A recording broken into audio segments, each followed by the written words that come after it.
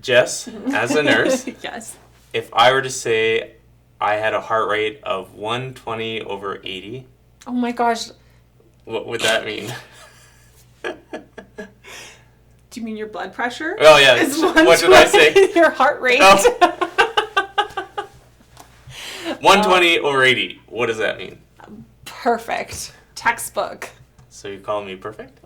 Well. Or as boring as a textbook, one or the other. What if I said I had blood pressure of 238/134? I would say you need to go to the doctor right away. A nurse isn't good enough for No, that? doctor. Doctor, help, doctor. So in the world of nursing, there's numbers, but you have the training to understand what they mean and how to react appropriately. Right. Even if it is just call a doctor. In the credit world, the wonderful world of credit, there are also numbers. Everyone's obsessed with that stupid 3 different digit number, but there's not a lot of training out there on how to react or interpret what is on the credit report or credit in detail. So that is what we are going to do today.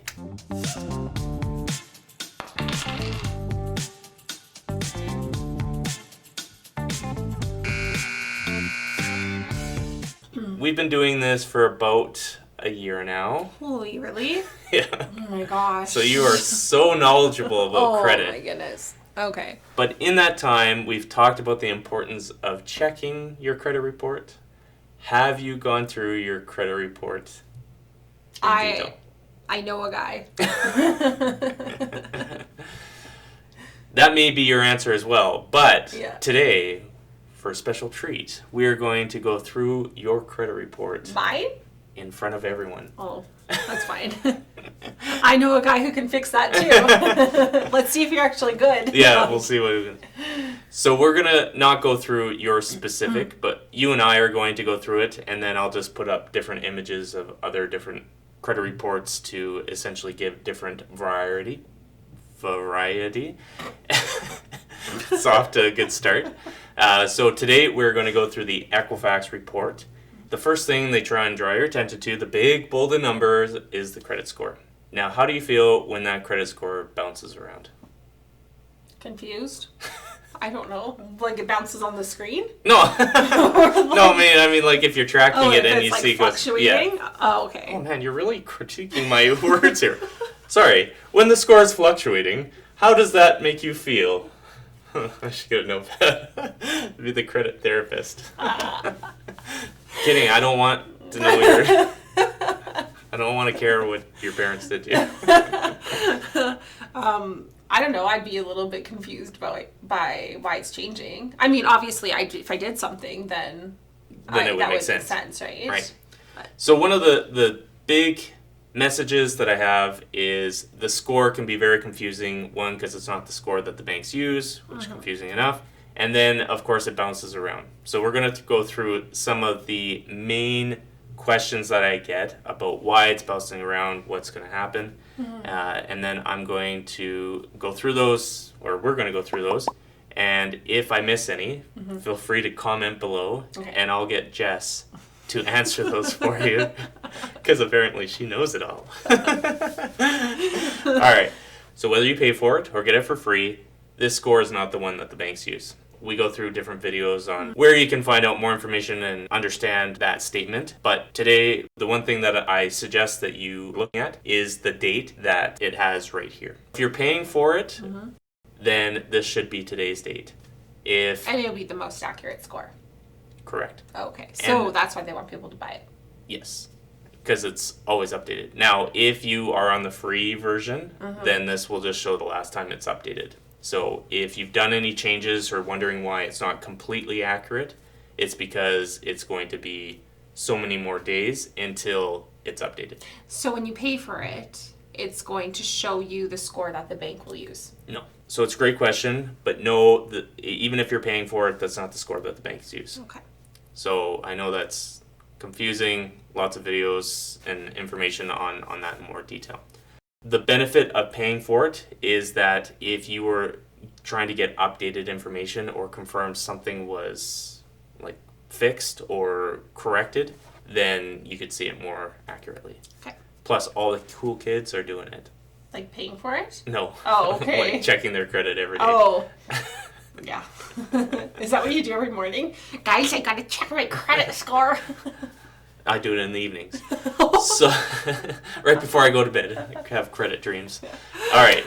Here we have a summary of what's on the credit report or the different accounts. That's something that we're going to go through. And to get into the actual details of the credit report, you have to click the View Your Equifax Credit Report button or the Credit Report tab on the left.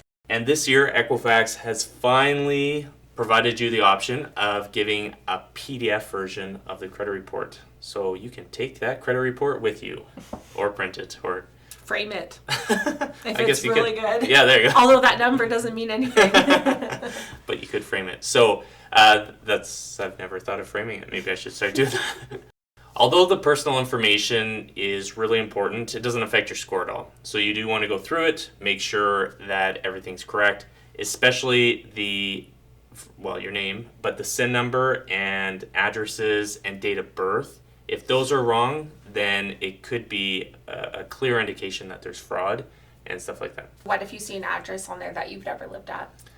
If it's really far off and it's not connected to you at all, then that could be another indication of fraud, or you have someone else's information on there. So look at your report more in detail, like check it more. Or it could be an issue of fraud. Either way, just check it in more detail because it could be fraud. We'll go through ways to dispute that in a different video. Next is the Accounts tab. This gives you a summary of all the different types of accounts. The first one is revolving. Jess, what is a revolving account for all our viewers? Oh, like a line of credit. Okay. Any other examples? I don't know. I just know line of credit. Okay. Or a credit card. Oh, credit Those are the two. Mm-hmm. And then we have an M or a mortgage. Okay. Which is pretty self-explanatory. The next one is an installment. No. No. We haven't had a video on that. Well, technically, yeah, well, kind of. Yeah. Anyways, it's a loan. So any You've kind of loan. never said, or maybe you have said. Well, I don't know. I'm gonna go back and I know. I replay was the like, videos. that's why I don't want to say never said. The next one is an open. So cell phone would be one, or rent can sometimes show up as an open, self-reported. So those are the 4 different types of accounts. But in order to check out the details in general, or not just a summary view, View More Details tab. If you want to see your past payments, you need to click the account history. Any late payment timestamps will show up here. How much does a late payment lower your score? A lot. The more recent it is, the more it lowers your score. Okay. And the harder it is to get approved for best rates and best terms, once again, the more recent it has been. Okay. Here you can see the last 2 years of the payment histories, but if you wanted to get the summary or know how many there's been in the last 6 years, then you need to go to this screen, which is the summary part. If this is not your account, you're not sure what's going on there, you can call the number provided here, or you can always Google the company name and try and reach out and figure out what's going on.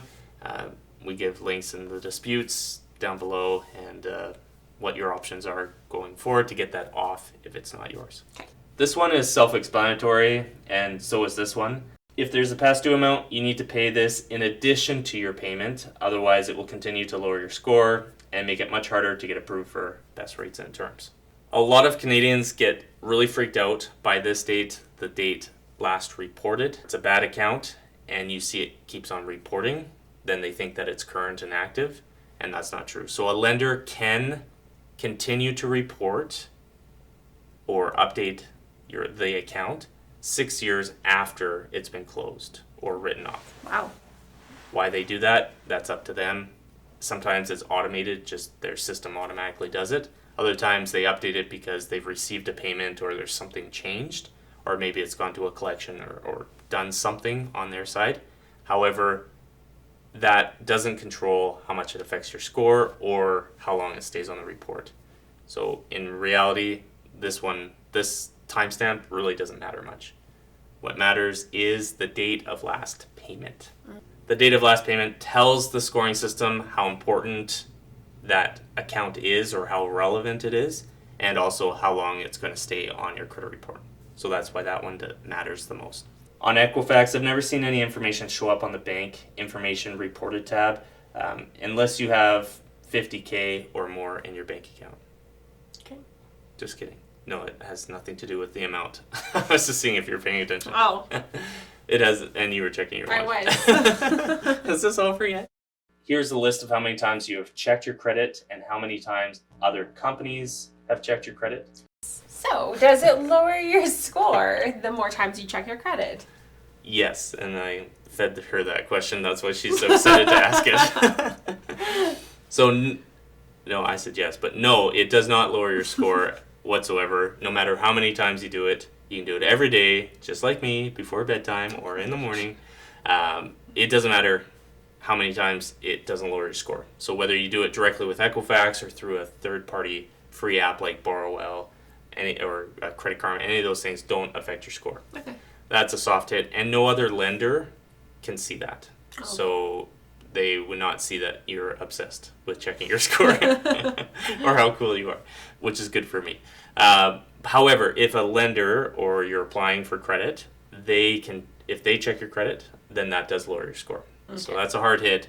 We have videos on how long it stays on your credit report. It's right there on the screen. Or other videos in the show notes about how long it's, anything to do with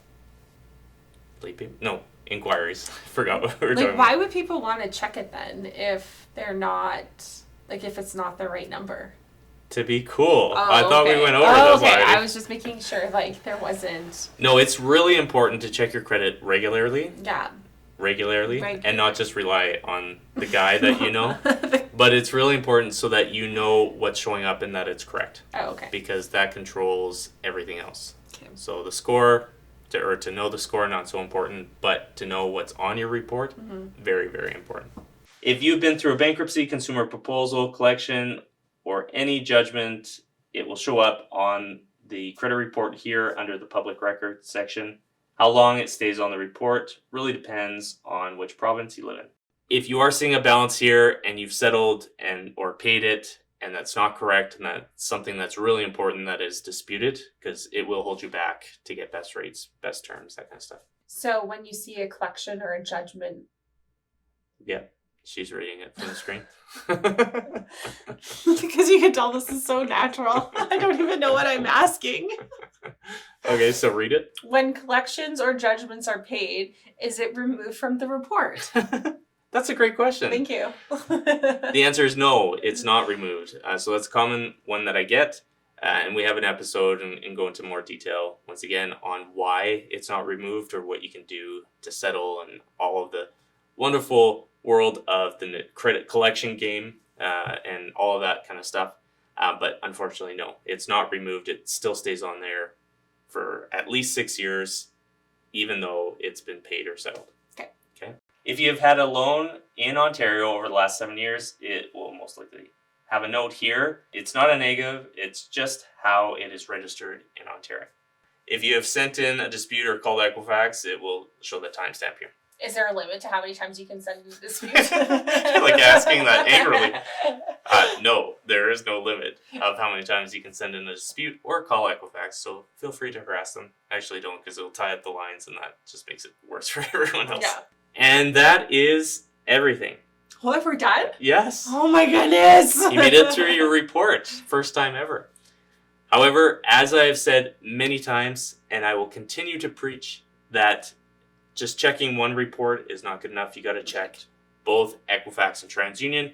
We have the links to all the different ways to check TransUnion for free, and then also how to review it in detail, because there are some differences. So I'll go through the differences on the TransUnion report in the next video. Okay. All right. Okay. If you have any other questions or want to learn more, you can check out any of our social media and the links in the show notes or the more information down below. And we would be happy to go through it with you in more detail.